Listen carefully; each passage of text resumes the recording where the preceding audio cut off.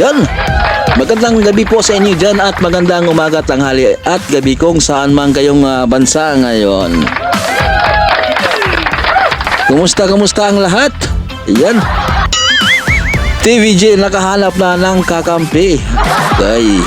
At JMay kasado na ang suspension daw. Hatiin natin kay Pinoy Celebrity Updates ang video na to. Kung hindi pa kayo nakasubscribe, mag-subscribe na po kayo kay Celebrity Updates. Nasa description lang po ang kanilang channel. Ayan.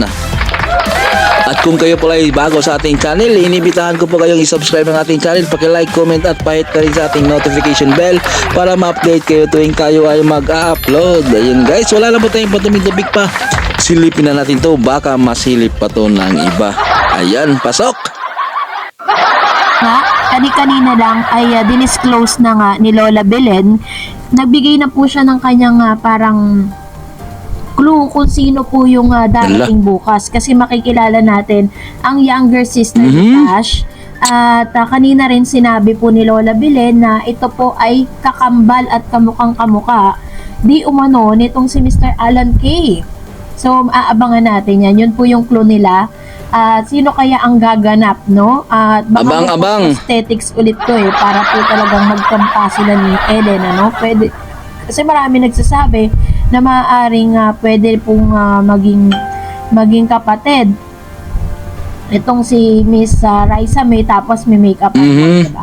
So anyways, eto na nga, no? Dahil meron po kasing nakarating na balita sa atin, ang KBP or Kapisanan ng mga Broadcaster ng Pilipinas ay balak na kasuhan or inirereklamo ang GMA Network. Dahil, eto nga po, sabi po ng isang Facebook page, sabi diyan, hindi po tatawagin ang page naming ito ang true kung nagsisinungaling lang kami dito. Ito ang link kung gusto nyong basahin kung saan ang galing ang source namin. Which is, I started to browse. Nakita ko po na legit, na talagang totoo nga yung sinasabi ng na to. Na sususpendihin nga daw di umano ito pong GMA. Sabi dyan, totoo na balak suspindihin ng KBP ang GMA. Parang mahirap ata isuspindi ang GMA. Kayo guys, sa palagay nyo, madali lang ba isuspindi ang GMA Network? Ang hirap kaya niyan, no? Malaking network yan. Atay, tuloy. For patong-patong na violation about overloading ng ads commercial load at inamin naman to ng kanguso nyo pero ginawang buwelta. Katwiran ng GMA, bias daw kasi ang KBP sa ABS-CBN about pandudugas. Yan, pangdudugas ako ang ads. Ang laki!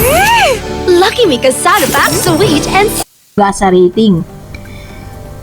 Sabi dyan, walang dahilan para umiyak kami dahil 5 days lang naman lumamang ang Fake Incorporated. At Fake tsamba lang yun. Incorporated. Ang EATTV5 buong buwan buong 2023. Halos araw-araw nilang nilalampaso sa rating ang Fake Incorporated, lalo na sa online views. Bakit kami mababahala sa ratings nyo? Analog lang naman yan. Next year, fully digital na.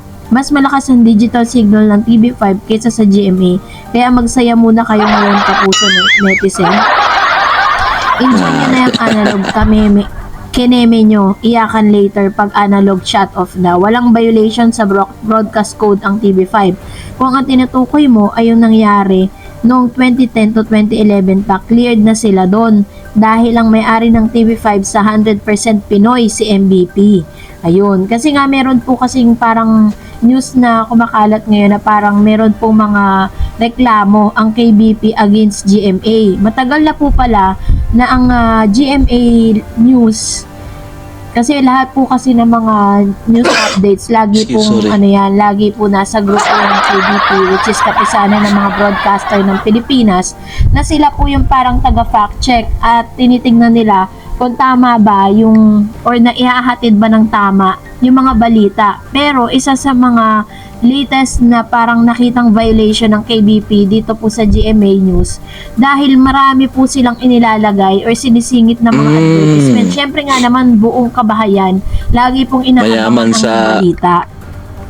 Halos lahat po ng tao in any form and any age talagang interesado po talaga pagdating po sa mga latest news, no, lalo-lalo na sa ating pong bansang Pilipinas. So dahil doon, meron po silang Mayaman nilabag sa na commercial. batas na nakita po ng KBP. Dahil po dito, talagang nirereklamo po sila or may mga violation po silang nagawa. Sabi dyan, Kapuso Netizen, meron kaming ipapaliwanag sa isang post ng isang page na Pro TVJ. Sabi niya, bakit daw maraming ads sa GMA Network kumpara sa ibang network? Ang GMA Network ay umalis noong 2003 bilang membro ng KBP o Kapisanan ng mga Broadcaster ng Pilipinas dahil sa gusto ng GMA Network na dumami pa ang mga ads sa mga tuloy natin. Kasi parang silang dalawa yung nag-iiringan sa mga palabas sa TV. Gusto ng KBP ng limit lang ang loads ng ads kaya hindi ito nagustuhan ng GMA Network at umalis bilang member ng KBP. Malis na Hindi pala pa yan gawa sila, ng GMA tagal na. Network for your information. Sumusunod ang GMA Network sa mga policies ng broadcast code unlike sa News 5 na hindi sumusunod sa broadcast code. Kaya sana, bago mag-post ang Pro TVJ fanpage na ito, alamin mo ang totoo. Kaya kayo ganyan dahil natatalo kayo ng Itbulaga sa isang linggo na. Kaya ang ingay na naman kayo sa social media.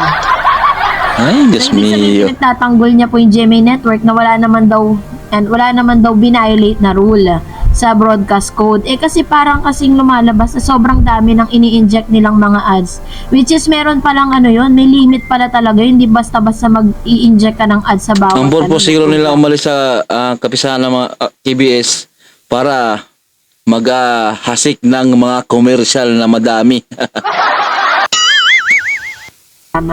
So anyway, sayaan natin ng GMA ang humarap dyan sa problema na yan. Sabi na, mag-react tayo sa mga talak ninyo dito po sa comment section. Unahin natin si Jackson. Sabi niya, swerte lang ang GMA kasi walang prangkisang ABS-CBN. Kaya sila ang nangunguna sa mga ratings. Pero dati, number 2 lang sila sa ABS-CBN. Which is Yes. lalo na po sa mga teleserye.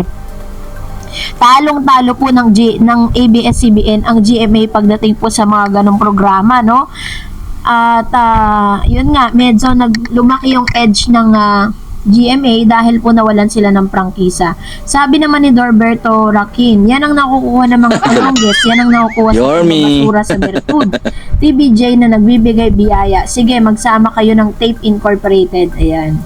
Talaga naman po nagsanib pwersa silang dalawid. Kaso ngayon, parang nililigawan ng tape ang GMA dahil hindi pa nila alam kung i-extend pa po sila ng another year kasi ang kanilang matatapos yung kontrata nila next year ng 2024 Ang December. tagal-tagal pa.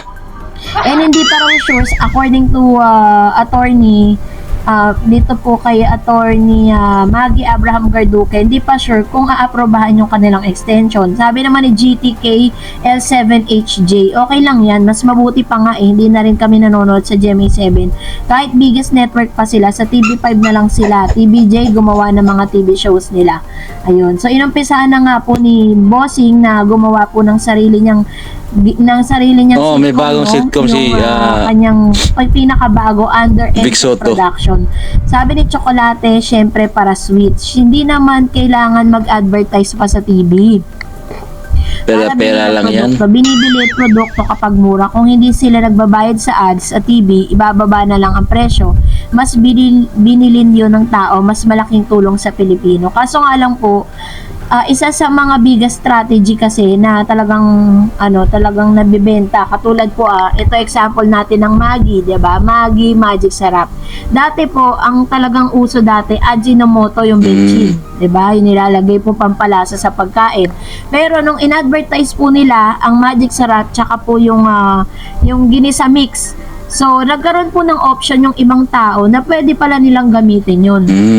So, ano ngayon ang masikat? Magic Sarap. Magic Sarap kasi Wala na yung ginagamit ng mga Ajinomoto. tao sa pag-advertise is mga sikat. Ajinomoto. At gumagamit din sila ng mga sikat na programa. Sabi ni LC Gama, maraming naniniwala na magmula nang umalis ang TVJ sa GMA, malaking kawalan ng GMA. Dahil nga yung pag-alis ng TVJ, unti-unti lang bumabagsak yung kita ng GMA. Laglag na yung mga kuwan nila. Mga ads. Pa lang, laking bawas na. Ang masasabi ko lang, more power to TV5 at sana magiging number 1 network ang TV5 in due time.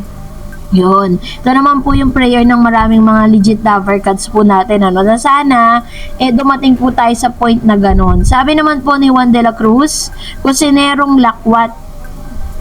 Deserve ng GMA yan. Kasi may inikilingan sila at may pinoprotektahan sila ng CEO. Alam mong may nakakagulo sa isang establishment nyo. Dapat po mag-beat na kayo. God bless sa EAT.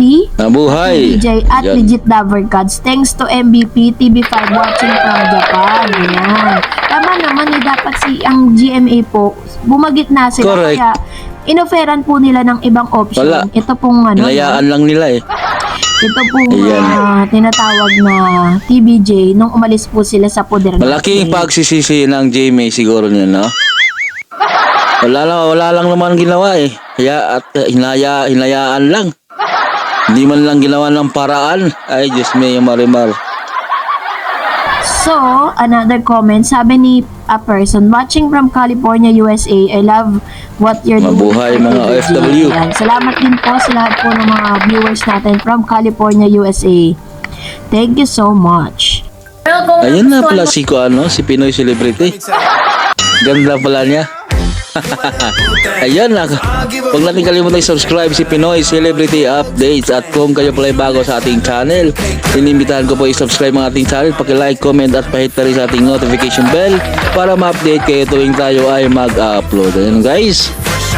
Sana may nakuha kayong update sa showbiz tungkol sa ating TVJ80 mga kaganapan.